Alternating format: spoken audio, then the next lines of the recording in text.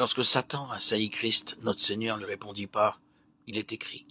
En fait, Satan se dit en lui-même « Ah, c'est là ton domaine, n'est-ce pas? Très bien, alors, il est écrit. Il ordonnera à ses anges de veiller sur toi. » Matthieu 4, 6. Satan cherche aussitôt à infliger une défaite à Christ sur sa propre base.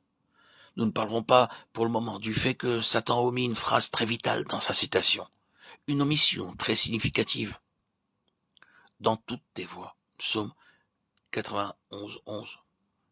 Quel a donc été son réel point d'attaque? Le Seigneur Jésus avait pris définitivement et délibérément la position où il ne voulait rien pour lui-même, ni rien faire de lui-même, et où tout serait maintenu en relation avec le Père et fait par conséquent, uniquement par la permission du Père. Oui, toute chose serait entièrement et seulement pour Dieu. Et l'intérêt personnel et la satisfaction de l'âme absolument mis de côté.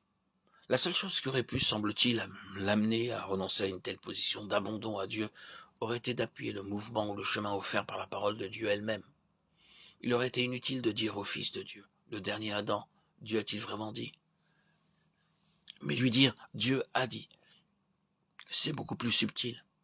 C'est la question de l'esprit en union avec Dieu, ou de l'âme se dirigeant elle-même, qui est toujours le centre des efforts de Satan. Lorsque Satan cite les Écritures, c'est pour détruire l'union intérieure avec Dieu. Mais la parole de Dieu elle-même n'amène jamais à cela. Et personne ne défendrait jamais une marche contraire à la parole de Dieu, nette et claire, en répondant que le diable peut citer les Écritures.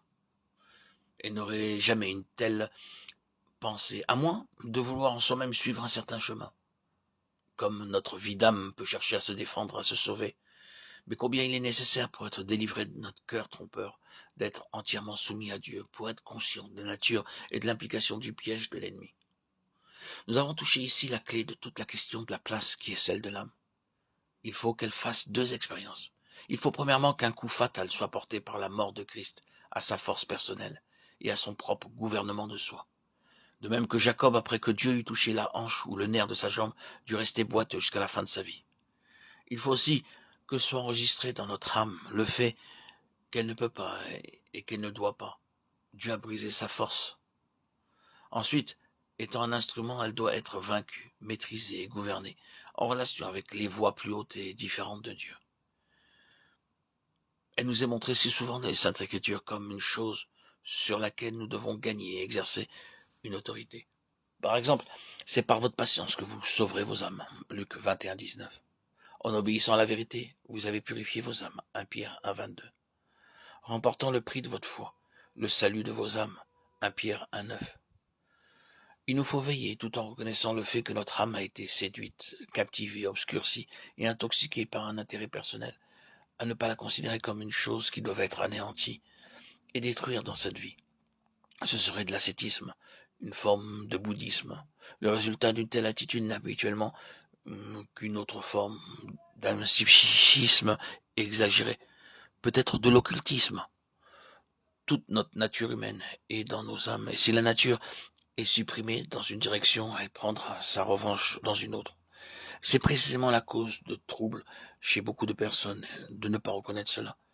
Il y a une différence entre une vie de suppression et une vie de service. La soumission, l'obéissance et le service de Christ à l'égard du Père n'étaient pas une destruction de l'âme, mais une vie de repos et de joie. L'esclavage, dans son sens mauvais, est le lot de ceux qui vivent entièrement dans leur âme.